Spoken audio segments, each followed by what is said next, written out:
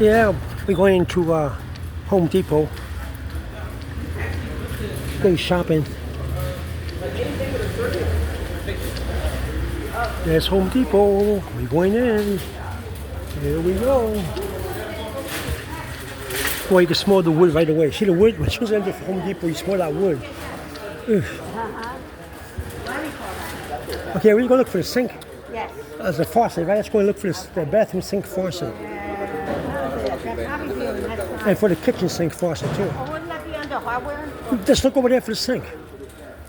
You'll see it. They have the models of the sink. And then get the sign.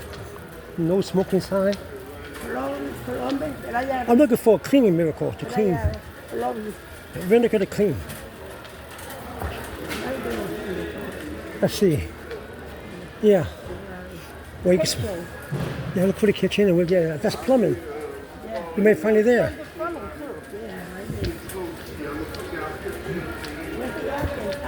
looking for a thing for his deck. He has a little piece of wood hanging. He wants to replace it.